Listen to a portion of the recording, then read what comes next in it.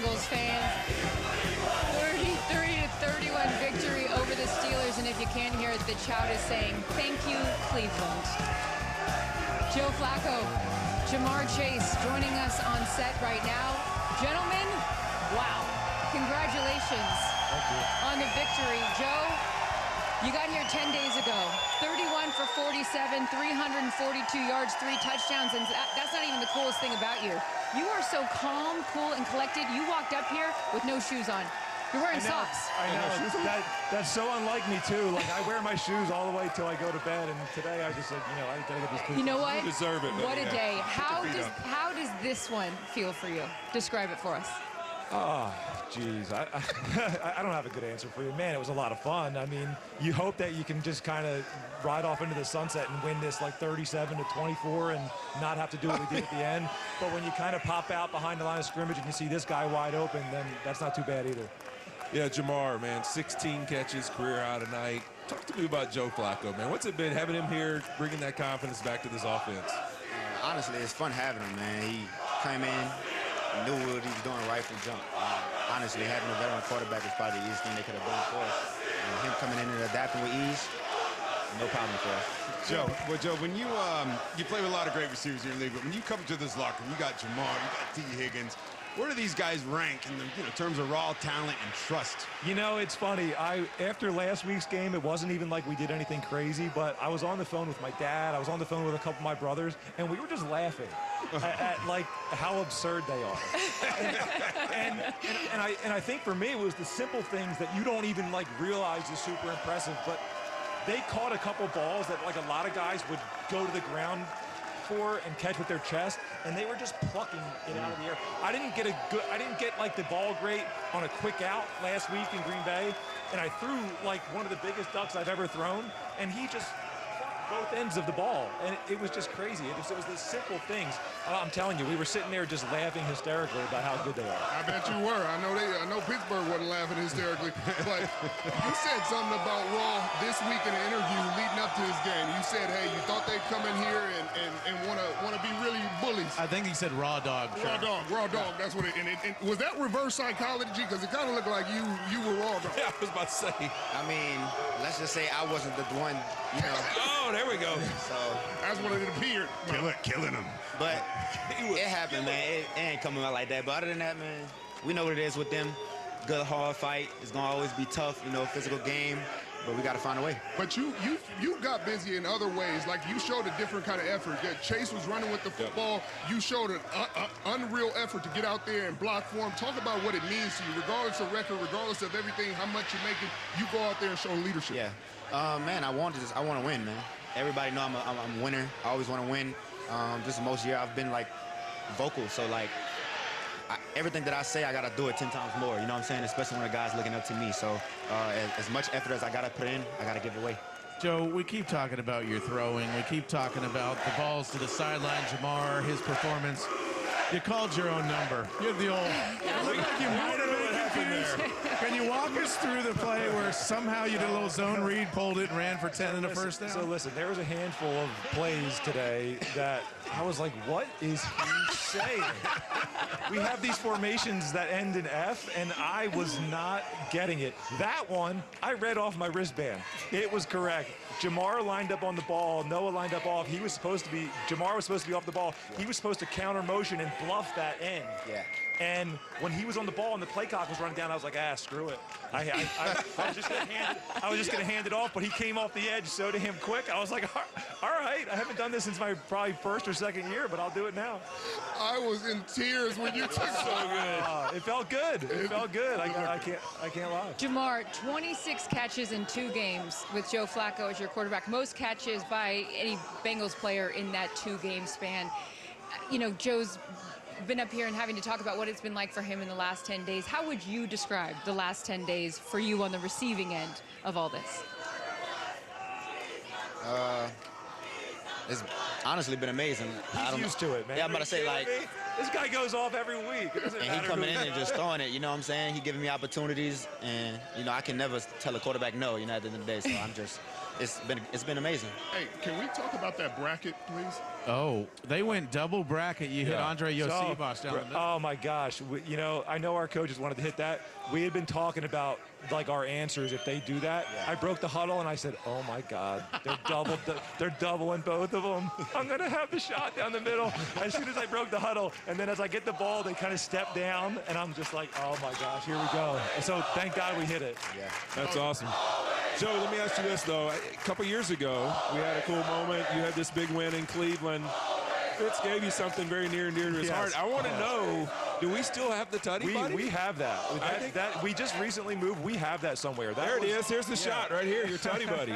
You got to explain what the Tutty Buddy is. Jamar, tell Jamar what the Tutty Buddy is, Fitz. Well, so the Tutty Buddy, anybody that I've thrown a touchdown to and another quarterback has thrown a touchdown to the same receiver, we are technically Tutty Buddies. Kind of like Eskimo brothers, but Tutty brothers.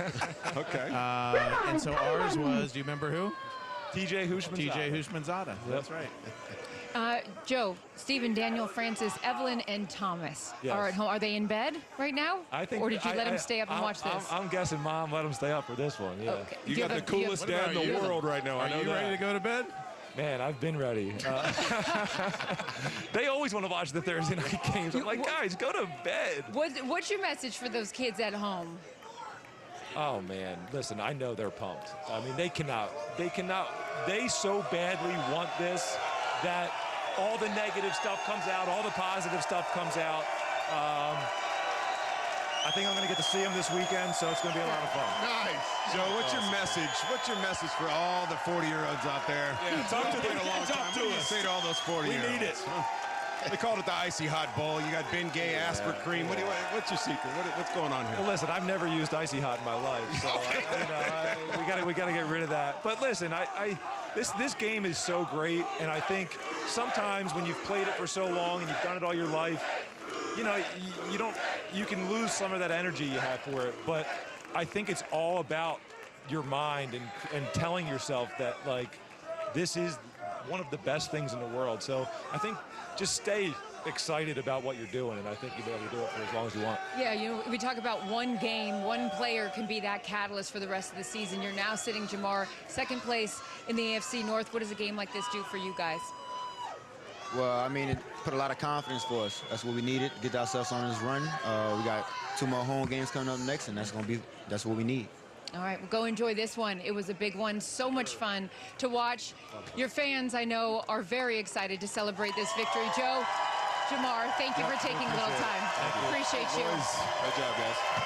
A number of key players from Puka Nacua and Mike Evans to Kyler Murray and Mac Jones are dealing with injuries. We will have updates on everyone when we return. TNF Nightcap is presented by Allstate. You're in good hands.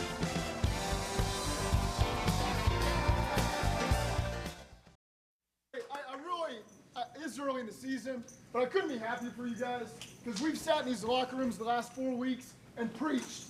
You guys are working hard, you're sticking together, you're about the right stuff, it's gonna come. And this feeling right now you have, okay, it's only October, but the feeling reminds you of why we do this, okay? To get a big divisional win, what's your record in the division right now, OB? 2-0. So we got time. We get a little streak going here, and we're going to be in great shape. What you guys did tonight is outstanding. Head coach Zach Taylor firing up his team right there and applauding them, snapping that 4-game losing streak. It's time now for our Good Hands play of the game presented by Allstate. And if we're talking about good hands, it has to be this play. DJ Turner coming up with the incredible interception in the first half. It's his second pick of the year. Welcome back, everybody. The crowd here still going strong, very happy with their 33-31 victory over a division rival. On the other side, though, Mike Tomlin and his team snapped that losing streak they were on, and he was at the podium just moments ago. Let's take a listen. You know, a tough, hard-fought game, but certainly got to give credit to those guys, the Bengals. They did what was required to win. They made a few more plays than we did. Just from a analysis perspective, I just thought, you know, the first half, we allowed them to run the ball too much. I think they had about 100 yards rushing at the half, and then we turned the ball over a couple times. And so that just kind of set a negative trajectory, and we're fighting uphill the rest of the way. I certainly appreciate the fight, but man, we got to be cleaner, we got to be better, and we weren't tonight. And that's life in this business. We certainly got to learn from it, man, and keep pushing. But I'd be remiss if I didn't compliment them, man. They fought their tails off, man. They won the game, and they're certainly deserving. No real injuries to speak of. Had some bumps and bruises associated with play. Next time we get together, I'll provide some details in that area if necessary. No, I mean, they played a lot of too high coverage, and we blocked it up pretty well. I felt good kind of moving in the pocket and out of the pocket, and made some extended plays. Yeah, I mean, I hear what he's saying. This is, again, I'm just going to speak to Pittsburgh secondary because they spent a lot of time, money, and effort on their secondary this year for this team, specifically for this divisional opponent. These two receivers and Joe Burrow and what they could do. They paid their D-line, deservedly so. Big-time playmakers who had 17 sacks in the last 3 games coming in. But in the secondary, you pay Jalen Ramsey, come over here, deal with Jamar Chase. You bring Darius Slay over to deal with him. Joey Porter, deal with T. Higgins. Like, they're built to deal with this team, and they just couldn't. They had no answers for him. And to deal with a quarterback that's come in for 10 days and have him throw for 342 and 3 touchdowns, no interceptions, it's really unacceptable. And I know they're going to take a hard look at this tape and try to come up with answers, but I don't know what they are. Yeah, I think that's the question. I mean, you look at it, really, we talked about it, all week, is that you look at these last 3 games that they've won and who they've really played and the situations of the games.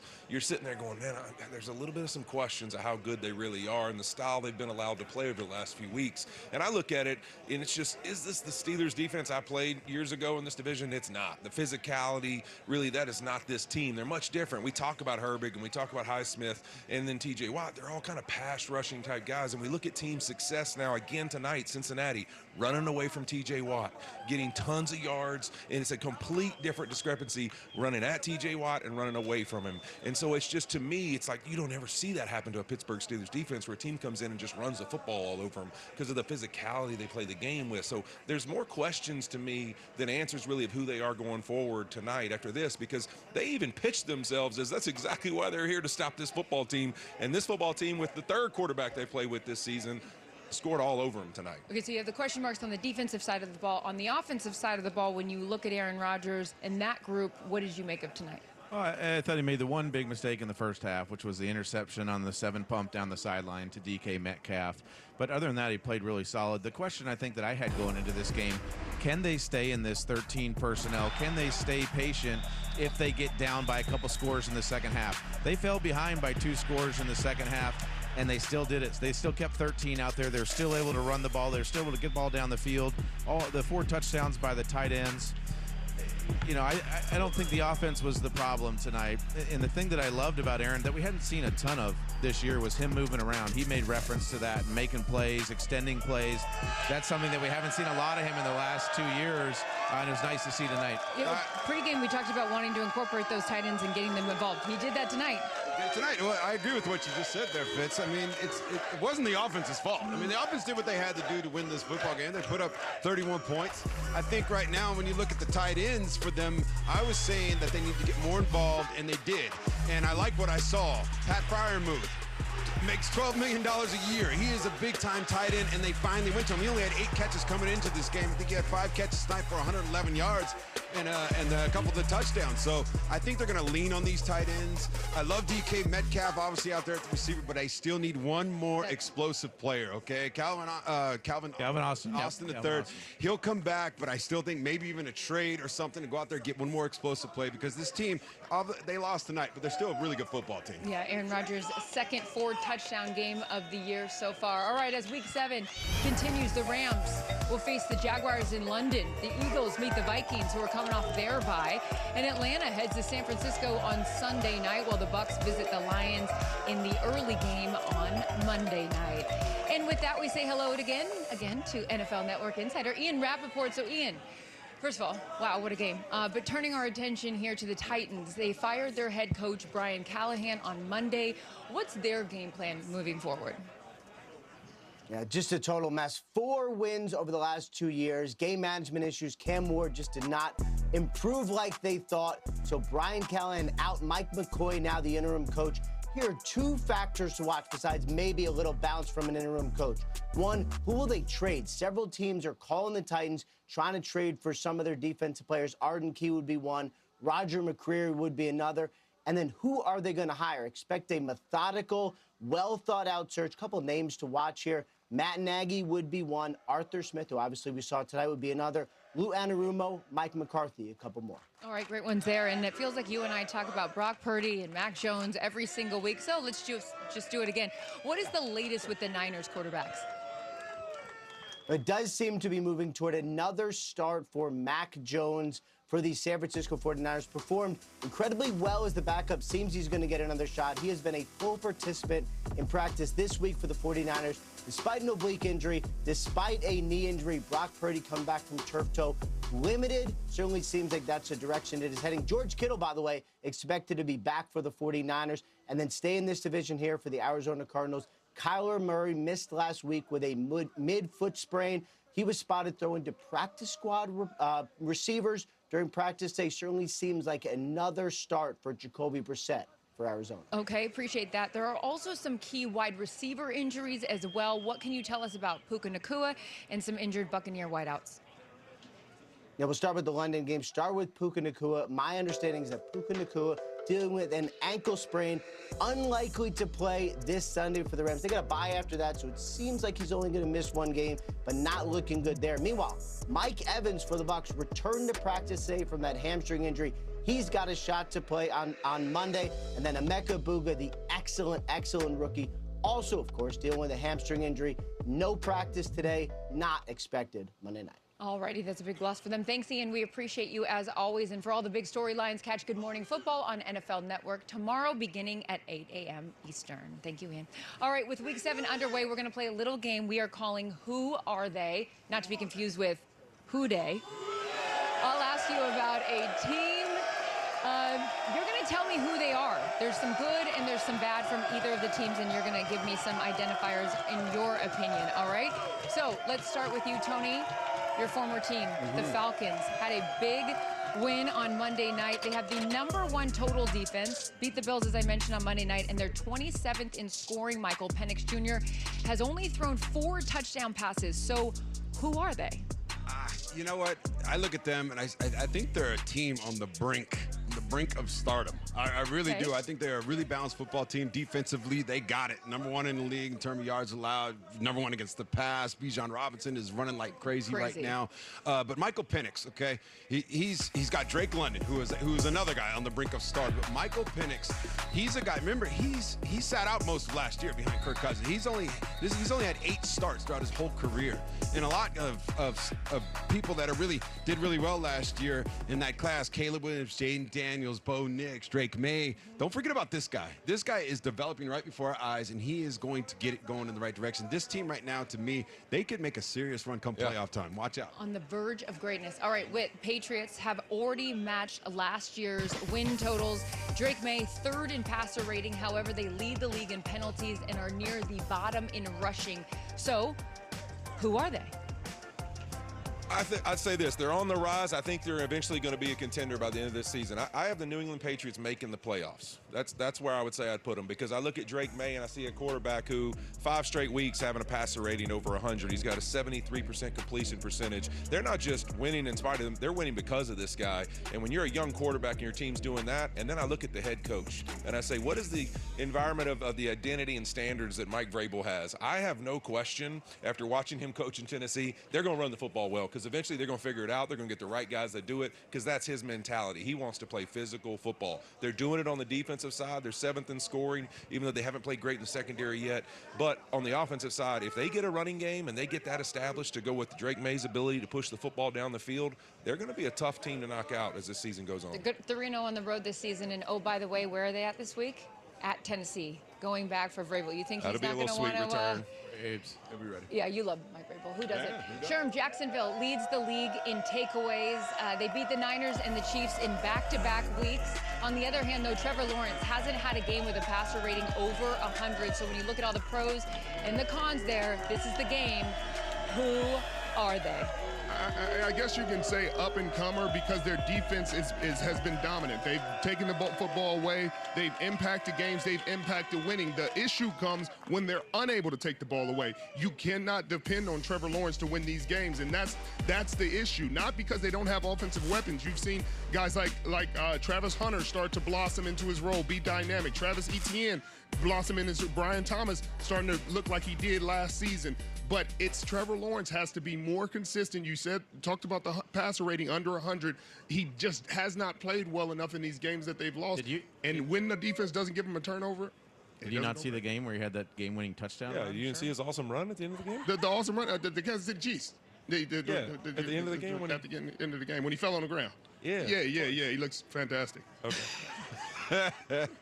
Finally, Chicago's won 3 straight. They are second in takeaways. So Fitz, Caleb Williams, 29th in completion percentage, and they're 0-2 in the division. So you get the game at this point. Who are the Chicago Bears sitting at 3-2? I think they're also an up-and-coming team. They seem to be finding different ways to win. I really like the positive and more disciplined culture that Ben Johnson is instilling. I think that's working. And then when you look at Caleb Williams and the way that he's played this year, one of the biggest things about Caleb Williams is he's not taking those egregious sacks. I think he's playing more within the confines in the offense, and this is the second offense he's been in 2 years, but he had to learn how to play in an NFL-style offense, so it was a big adjustment for him to jump from college to the pros. I've seen a lot of improvement in him this year. Yeah, 9 passing touchdowns to only 2 interceptions so far this season for Caleb Williams. All right. We've already seen Baker Mayfield and Micah Parsons go undercover, which was hysterical. And after we're done here tonight, another star joins that list, and you'll get a preview when we return.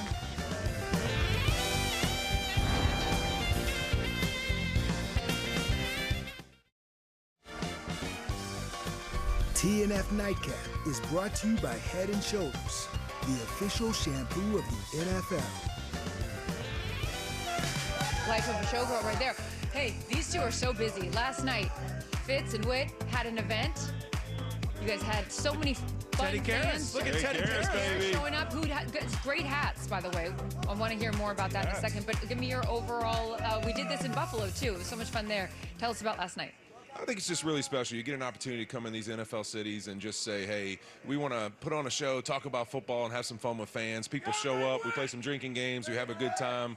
And for a guy like Teddy Karras to take time out of his schedule, Fitz, was really cool to come spend some time with us. It was awesome, and it was fun for me to see how loved and adored you are still in this city with your 11 years of service here. They love you here. How about Andrew Whitworth? Hey! There was an Andrew Whitworth cheer earlier.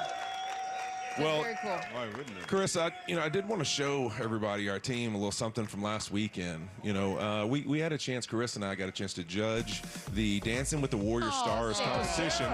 My daughter Sarah's on the dance team, so Melissa, my wife, set it up. She didn't really ask us. She forced us to judge it with Aaron Donald, happy to do it. me and Carissa. And this was Carissa's intro. I don't know. You guys have, She's a one-trick pony. I only got one. This is her intro to the floor. The moms and the daughters went crazy. It had a great ovation. It was really cool. That's all I got. Always down for a good time. Joe Flacco at 40 years old, he's slinging the ball 342 yards. At 43, I can still do the split, so you're damn right. I'm going to do them every love that. chance Yes, ma'am. I can get them, But no, that was so much fun. Thank you for having me. Aaron Donald was a great judge, by the way. Not bad. This is what you say every time someone did say, you go, not bad. Not bad. It was very fun, very fun. All right, you guys, coming up after we're done, it's a special Eli Manning Presents the Undercovers. This time, Justin Jefferson disguises himself as a nature photographer easy for me to say. Photographer covering flag football. Here's a preview. This is Justin. Transformation begins now. It's just going to be exciting to, chop it up with different people and to really try to see, if I have a future in this acting job. So I'm Darius Frost. I'm not a fan of football, but I love pictures. Show me that one-hand catch again. That is beautiful. The Minnesota bird, common loon. Common loon. So if y'all ever see one, please let me know. please. Did you know the state food is a blueberry muffin? Would never guess. Crazy, isn't it? Little closer, guys. Come on. Little bit closer. Tiny bit closer. I'm sorry, it's a lot of gaps. Silly face, guys. Not serious, serious. Now confused faces. You just left for a long trip and you're not sure if you left the oven on. I left what? Oven on. Guys, can I play? You know how to play? Not much. Set, go! What's going on? Let's go! The best receiver on the planet, right in front of you.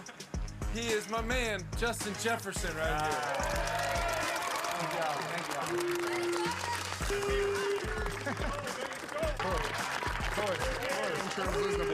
Oh, I love that. They do such a good job with those. Justin Jefferson, the latest installment of Eli Manning Presents the Undercovers. It starts right after we're done here, but we're not done here. As you guys may have recalled if you've been with us all night, Andrew Whitworth, the ruler of the jungle, and I'm just told that we need to play the tape. Oh, no.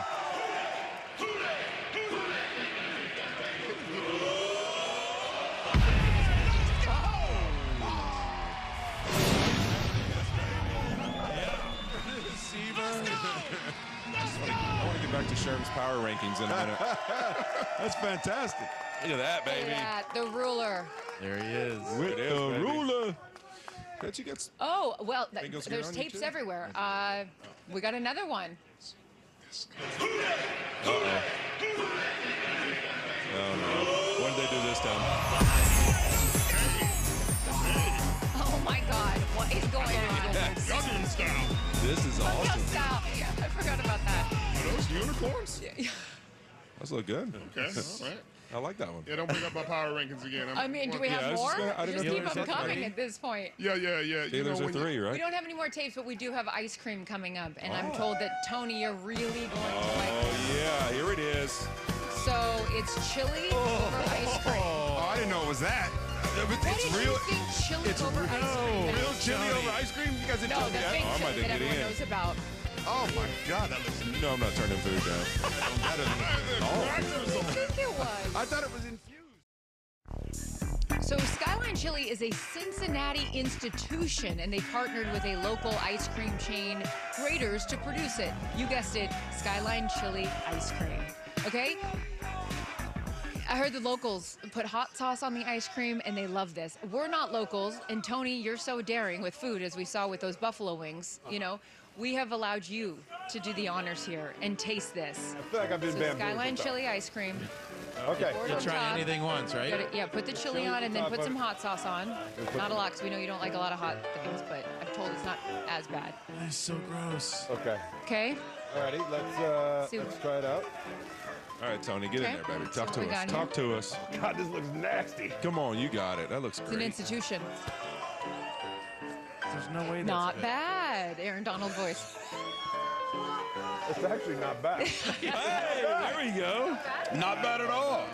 Hold on now. Let's take another bite. Hey, keep How it going. is. See what happens. Make sure it's Hold great. on. You know, all that hot sauce, I'm worried about the exit.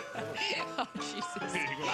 All right, before we get out of here, there was a really great tweet that I'm told we're going to populate here. I have a confession. I've had a crush on Tony Gonzalez since I was in high school. When I see him on Thursday Night Football, I still see a really fine man. Sigh. I want my sister to give me my 88 jersey back right now. This is from Kim Whitaview. Be careful. Be careful. Yeah. Yeah? We don't want Toby to go. Yeah. Toby will wreck that. Toby will fight you, rightfully so. But Kim, thank you for watching. And yes, Tony's still a very nice man. You know who else is a very nice man? Andrew Whitworth. No, I don't know. I've moved on. We got a birthday mom, because Carissa. we have. It's my mom's birthday. Her birthday wish is to get an autograph for her son. So leave it to Andrew, the man of the people, to make that happen. All right, you guys, that'll Happy do it birthday, for Mom. us from Cincinnati. We appreciate you watching. We will see you next week in Los Angeles. Chili ice cream. Not bad at all. What's that? 40-year-old Joe Flacco ready to take on 41-year-old Aaron Rodgers on Thursday Night Football. What's my age again? What's my age? Rodgers